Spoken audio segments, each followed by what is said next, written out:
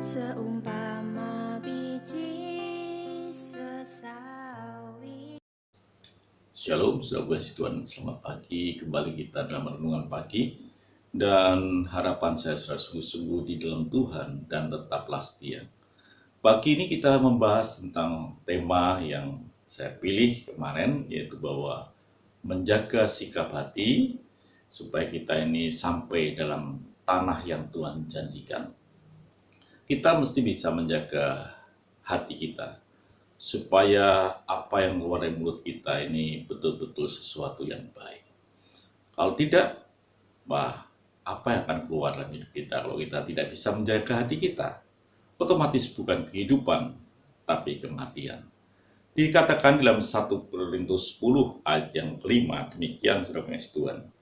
Tetapi sesungguh pun demikian, Allah tidak berkenan kepada bagian yang terbesar dari mereka, karena mereka ditewaskan di padang gurun. Bagian besar dari bangsa Israel tewas di padang gurun karena mereka tidak bisa menjaga sikap hatinya. Penting, saudaraku, kita menjaga sikap hati. Yang sangat penting, hal apa, saudaraku? Ketika diizinkan masalah itu datang di dalam hidup kita, kita ini harus bisa menjaga sikap hati kita. Ketika Tuhan mengizinkan ujian terjadi dalam hidup kita, supaya kita ini betul-betul bisa menjaga sikap hati, supaya kita lolos dan sampai ke tanah yang Tuhan janjikan. Tuhan pasti punya maksud kalau problem yang terjadi dalam hidup kita diizinkan. Tujuannya sudah pun dalam Ulangan 8 ayat yang kedua. Ingatlah kepada seluruh perjalanan yang kau lakukan atas kehendak Tuhan Allahmu di padang gurun selama 40 tahun, ini dengan maksud merendahkan hatimu dan mencobai engkau untuk mengetahui apakah yang ada dalam hatimu, yakni apakah engkau berpegang pada perintahnya atau tidak. Ujian diizinkan Tuhan supaya Tuhan ingin merendahkan hati kita, dan Tuhan ingin melihat hati kita, apakah kita ini masih memegang akan perintahnya atau tidak. Jadi ujian itu diizinkan Tuhan. Tuhan tidak pernah mencobai kita, tapi itu diizinkan Tuhan untuk Tuhan bisa melihat hati kita. Karena kita mesti tahu, saudara pengasih Tuhan, bahwa Tuhan itu betul-betul mengasihi kita dan Dia betul-betul sangat luar biasa. Dikatakan di dalam 1 Korintus 10 ayat yang ke-13. Pencobaan-pencobaan yang kamu alami ialah pencobaan-pencobaan biasa yang tidak melebihi kekuatan manusia. Sebab Allah setia dan karena itu Ia tidak akan membiarkan kamu dicobai melampaui kekuatanmu. Pada waktu kamu dicobai, Ia akan memberikan kepadamu jalan keluar sehingga kamu dapat menanggungnya. Buktinya jelas bahwa Tuhan ini tidak akan mencobai kita melebihi kemampuan kita. Contohnya perjalanan bangsa Israel. Memang ada kehausan, ada di mana dia tidak ada makanan, tetapi selalu sudah pengasih Tuhan, ada jalan keluar yang Tuhan berikan. Ketika dia dikejar oleh tentara Mesir, pada depannya ada lautan, Tuhan pun membuka jalan, mengeringkan lautan. Ini buktinya bahwa Tuhan tidak pernah mengizinkan pencobaan melebihi akan kemampuan kita. Harusnya kita harus menjaga sikap hati kita ini supaya perkataan-perkataan kita ini benar di hadapan Tuhan.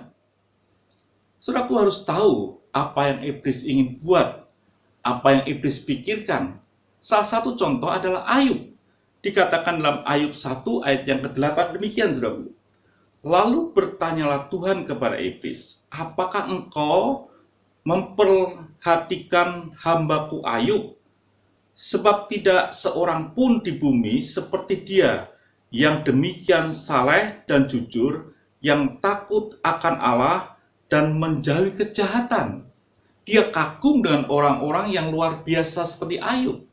Tapi iblis punya pandangan lain. Dia berkata, lalu jawab iblis kepada Tuhan, apakah dengan tidak mendapatkan apa-apa, Ayub takut akan Allah? Bukankah engkau yang membuat pagar sekeliling dia dan rumahnya serta segala yang dimilikinya? Apa yang dikerjakannya telah kau berkati, dan apa yang dimilikinya makin bertambah di negeri itu. Tetapi ulurkanlah tanganmu dan jamalah segala yang dipunyainya. Ia pasti mengutuk engkau di hadapanmu. Pandangan iblis ketika ada masalah, ada problema dalam kehidupan ini, pasti kita mengutuk Tuhan. Itu pandangan daripada iblis. Jadi saudaraku yang kasih Tuhan, dalam hidup ini iblis punya pandangan seperti itu. Dan itulah yang sering dikerjakan dalam hidup kita. Kita dibuat ada masalah, kita dibuat ada problem dalam hidup kita, supaya kita ini mengutuk Tuhan. Lah bagaimana pandangan kita? Pandangan kita ini seperti pandangan iblis atau pandangan Tuhan?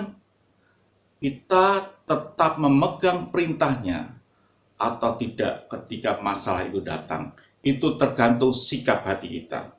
Apakah Tuhan mencobai melebihi kemampuan kita? Tidak, dikatakan saudara pengasih Tuhan. Maka firman Tuhan kepada iblis, nah, segala yang dipunyai ada dalam kuasamu, hanya jangan engkau mengulurkan tanganmu terhadap dirinya.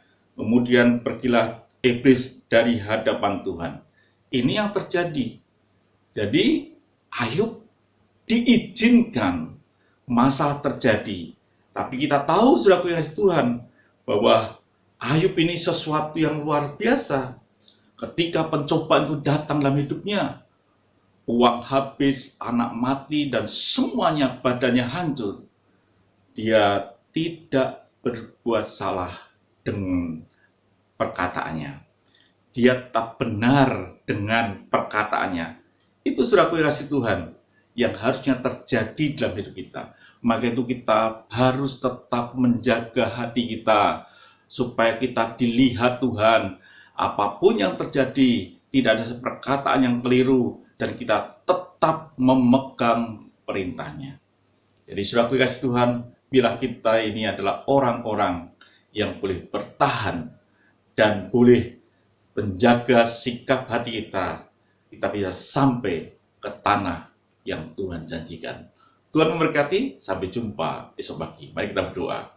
Bapa, biarlah kami menjaga sikap hati kami ketika masalah itu datang, supaya dengan sikap hati yang benar, kami sampai ke tanah yang Engkau janjikan. Haleluya. Amin. Tuhan memberkati, sampai jumpa esok pagi.